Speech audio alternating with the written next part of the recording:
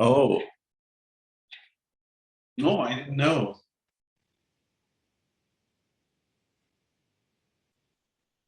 Yeah, yeah.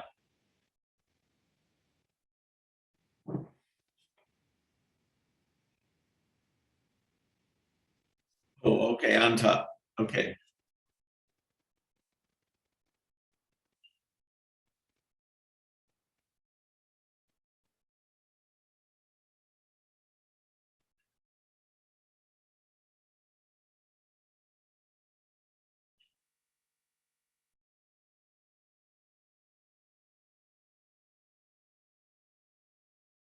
That's a great question. I'm not sure I know. I've been once, and I think one of the purposes is for central bankers around the world to have a chance to get to know one another.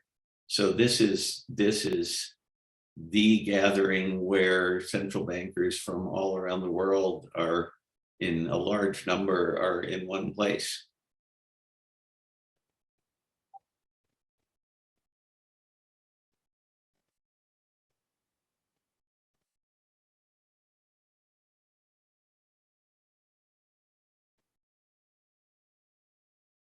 Well, it depends a little bit on which aspect of things, but in terms of monetary policy, I think it's mostly a myth that you need monetary policy coordination across countries. Each country can keep aggregate demand at the level that it wants to all by itself if it uses the full range of policy tools. Of course, I'm a big advocate of negative interest rate policy, and things get more complicated if you kind of irrationally avoid negative interest rate policy. But basically, each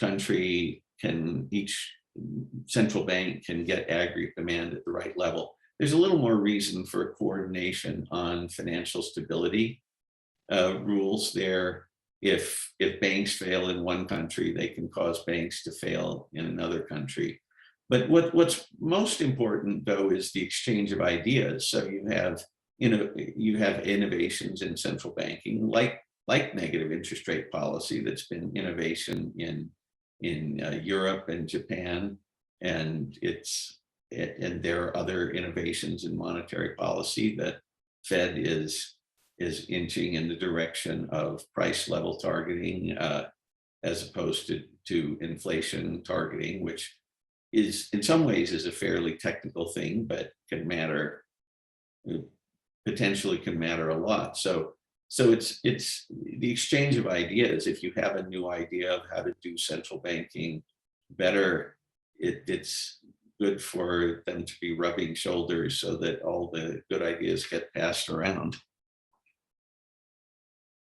Yeah, exactly. I realized that that's not literally true this year.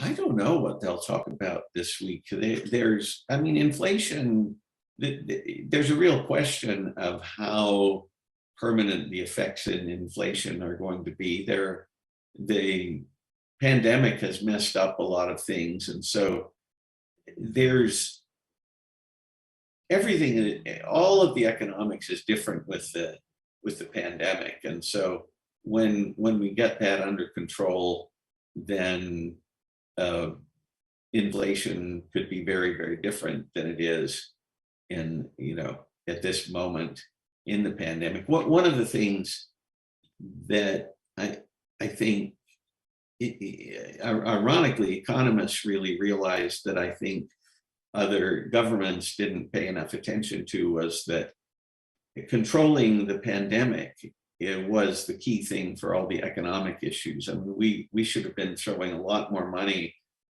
We should have taken a small fraction of the money we took to bail people out. It can be appropriate to bail people out during the pandemic, but we should have taken a small fraction of that money to just fight the virus directly, uh, and we would have been way ahead. So I think economists were very aware of just how many trillions of dollars it's worth. Every month that the pandemic goes on longer, it has a huge dollar cost to the economy. And so throwing enormous amounts of money at pandemic control is a good idea. We didn't throw enough money at trying to tamp down the pandemic.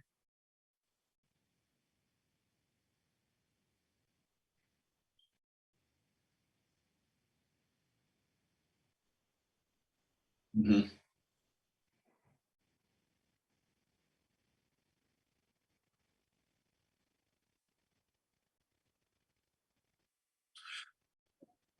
Well, a lot of my knowledge is just from reading the newspaper, but they're far from the newspaper. There's some very good reporters who dig into this, uh, and they're not talking about raising the interest rates for quite some time. Maybe not even until 2023, but they're probably going to slow down later this year. They're probably going to slow down their purchases of long-term bonds and long-term mortgage bonds. So they'll go very slowly. And by the way, that's partly, things are complicated because of the extra supply problems that you have with COVID that's causing inflation to be so high at the moment. But the Fed believes that the underlying inflation rate, once we get out of the pandemic, is not so high. But nobody knows how high that'll be until we get out of the pandemic. So if we get out of the pandemic, the Fed has said it wants to be slow to raise interest rates and until they see inflation running like 2.5% or something like that. So it used to be that's partly what price level targeting means, that it's if inflation is running below 2% for a while, then they want it to run above 2% for a while. And so inflation certainly, like a year or two ago was running below 2%. And so they're still happy to have it run above. And the way they think about this, they always tend to abstract from what they think of as temporary movements in inflation. So, folks who are not in central banks look at whatever inflation is at the moment, but the Fed is trying to look at the underlying inertia of inflation, if you will. If you think of spinning an uncooked egg and then you stop it and then it keeps going, that the sloshing around of the liquid in the egg in the middle, that's the inertia of inflation. This is a little bit the opposite, where the egg is spinning especially fast, but the Fed is thinking it's only the outside of the egg that's spinning fast. The inside is spinning a little slower.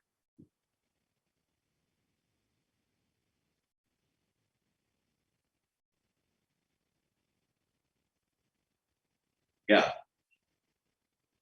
absolutely.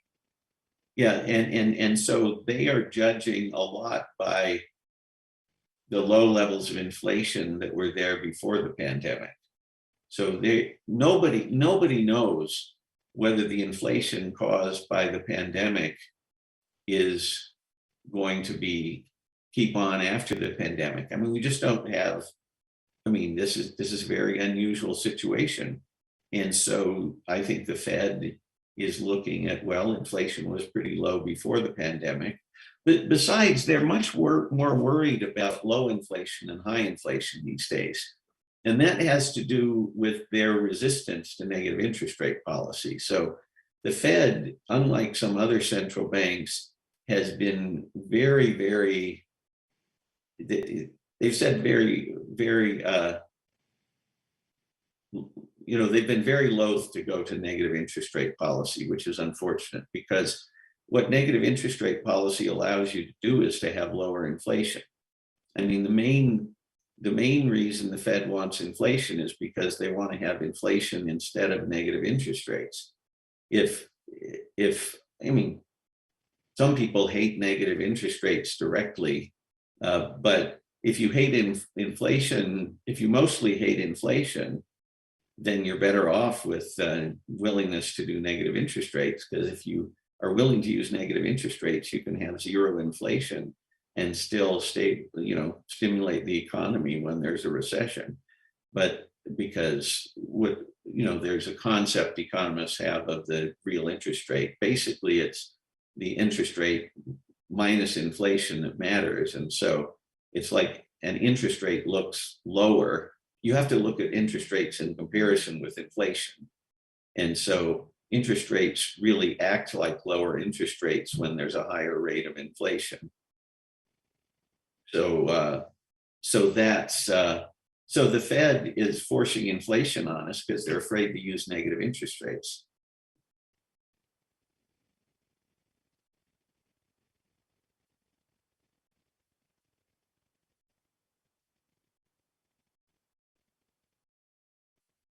Oh boy, I mean, well, I think we just pointed at that. I mean, whatever the official program is, how do we read things when with this pandemic affecting everything so much?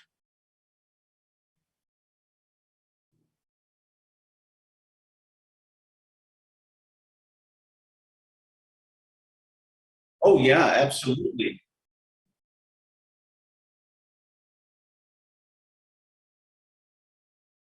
Well, actually, that's where I that's kind of where I think actually economists should be brought into fighting the pandemic more, because it's not just it's not it's not that what's required is more to see how large systems work, which is something that economists are trained at. So many economists have actually written papers using epidemiological models. And economists have been at the forefront of saying we should have gotten fast, cheap tests earlier on. I mean, now the emphasis is shifted towards vaccination appropriately, but early on, if we'd had fast, cheap tests and used them very broadly, it could have helped a lot. So I actually think that economists should have been brought into directly fighting the pandemic more. I mean, they economics helps you understand the urgency. It's not just a matter of controlling the pandemic. It's like getting it to end 1 month sooner, or how is crucial. And that need for speed is something that I think was obvious to economists, and some of the public government policies were less focused on speed and controlling the pandemic.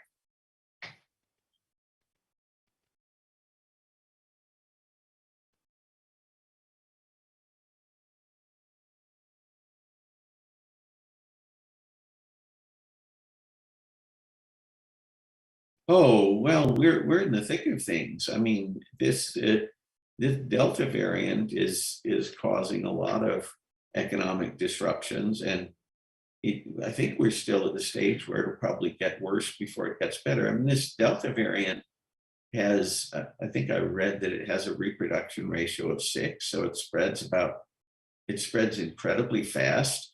And I think again, I think the big issue really is the pandemic itself and their useful insights there. Basically, we're at the stage where here's one of the bits of perspective. I mean, the point of slowing down the pandemic was to give everybody a chance to be vaccinated. Once everybody has a chance to be vaccinated, and some people, of course, will refuse, then there's not a big reason to slow down the pandemic anymore, except for overwhelming hospitals. They're kind of those two issues. You want to give people to get a chance to be vaccinated before they're exposed. And boy, you better get vaccinated soon, because it's really hard to not get exposed to this Delta variant because it's moving so fast. So it's very urgent for people to get vaccinated if they want to protect themselves. There's the issue of giving kids a chance to get vaccinated, and there's the issue of overwhelming the hospital system. But at some point, people have had a chance to get vaccinated, and other than slowing things down a little to not overwhelm the hospital system, you got to figure this Delta variant is so spread so easily that everybody's going to be exposed. It's just whether you're going to be protected by vaccination before you're exposed or not. And so the crushing the economy by trying to do social distancing, I think at some point is a fool's errand, because this Delta variant is so aggressive. Everybody's going to be exposed unless they take really, really extreme measures to isolate themselves. And but the point was mainly to get people a chance to be vaccinated first. And we're within a couple of months of saying people have had their chance. Now we can't afford to shut down the economy anymore. I mean, get the kids vaccinated if their parents are willing, and let's not hurt the economy too much more beyond that. But so notice, I think that it's the pandemic policy and not the mitigating economic policy that's the key issue.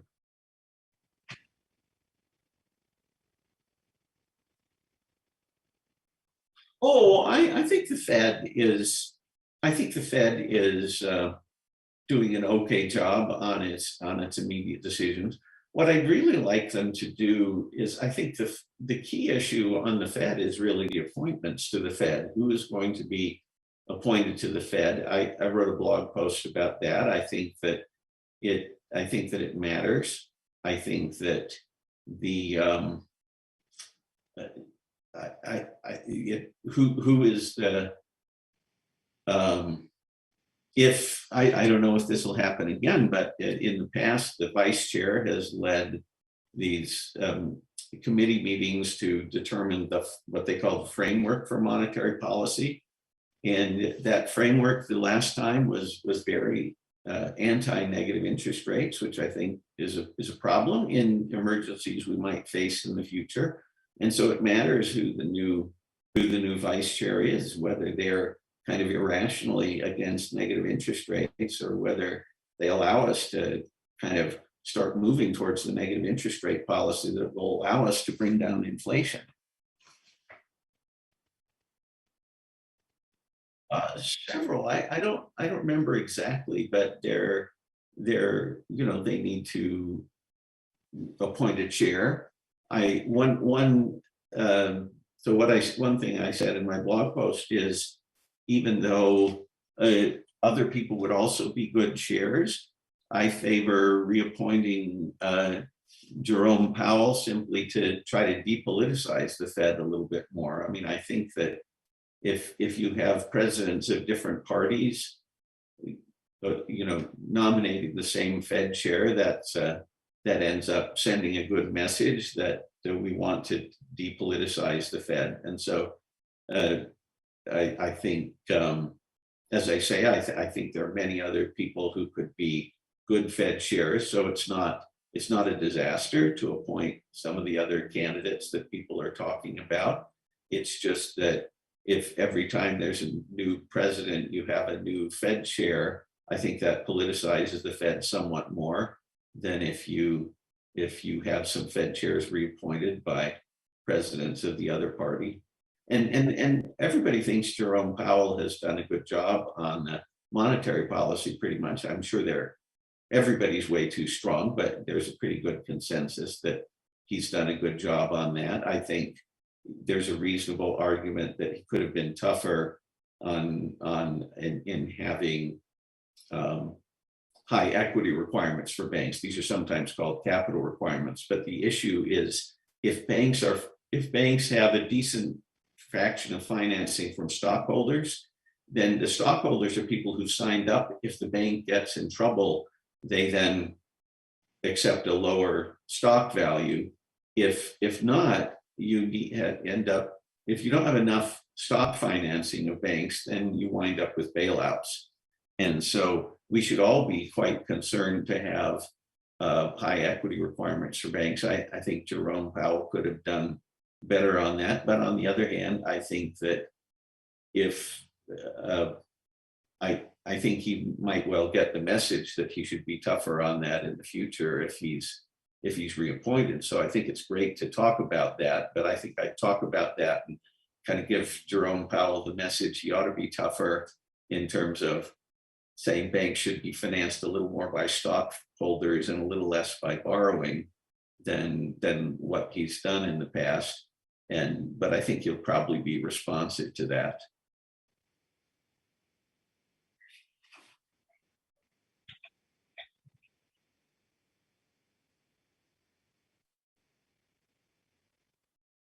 Wow.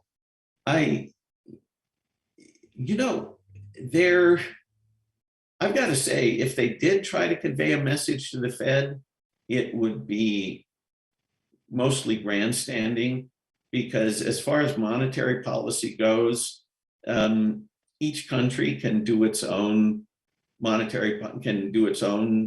aggregate demand management, regardless of what the other central banks are doing. There's some countries that are, I think, in a troubling way, trying to keep fixed exchange rates. And I think there should probably be less of that. And anyway, countries complain about the Fed, other central banks complain about the Fed to hide their own problems and their own failings. That's my view on that.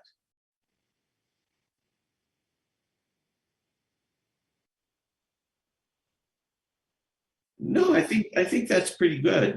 There are um, these are all important issues, and I hope. Well, I mean, I guess there's one other issue that's come up, which is central bank digital currencies. I think that's a good evolution. It has to be done right, and and one of the things that actually, let me highlight a technical issue, which is I think it's a very good thing that the Fed is regularizing and institutionalizing a little bit more its use of the repo markets, because I think in the evolution of monetary policy, this will be important in the future. So one of the things in terms of, so I'm in the middle of writing a paper about US negative interest rate law, which is very interesting. And the Fed's repo facilities are actually very important in the in ensuring that negative interest rates are legal under current law. You don't need new law to be passed to make negative interest rates legal, because you don't need negative interest rates in reserves. You can have the reserve accounts. If the reserve accounts are capped, then you have these repo facilities take on some of the functions that have previously been taken on by the reserves. And these repo facilities clearly are allowed in law to have whatever interest rate you want. The reserves may not be able to have a negative interest rate, but you don't need negative interest rates on reserves. If you cap them and use the repo facilities, there's a lot of flexibility there. And so I think people should keep their eye on these repo facilities. And they're going in both directions now, both repo and reverse repo, where the Fed is letting people lend to the Fed and the Fed is lending to other people. You're having both now. That's a very, very, very important development. Keep your eye on those. I think they'll grow in importance over time.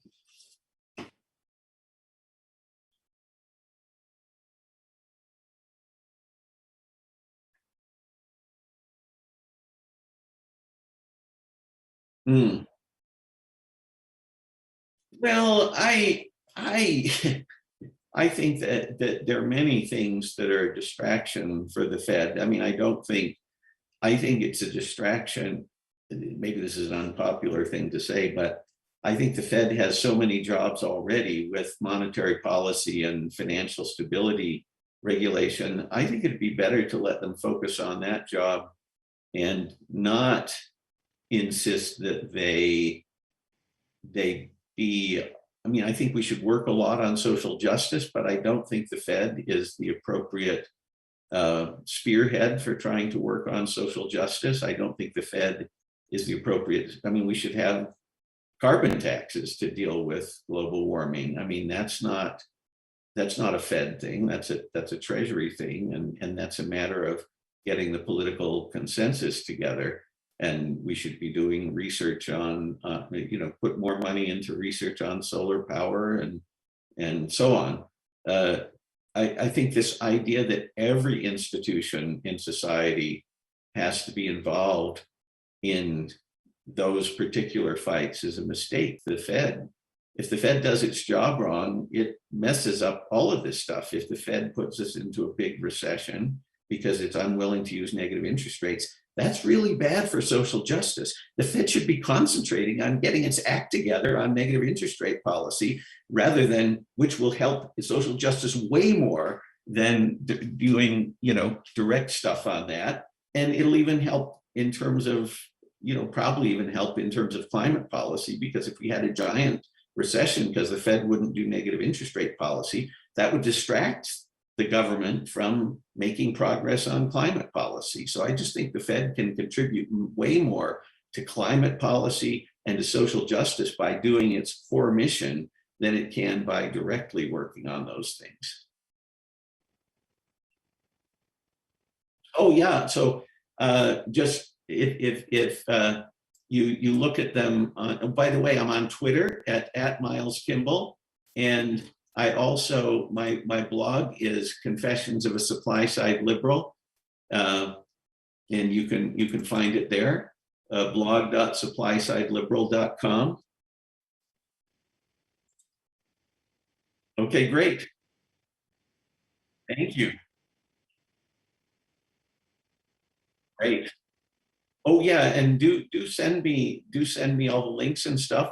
I'd like to post these links to this on my blog. Great. See you later.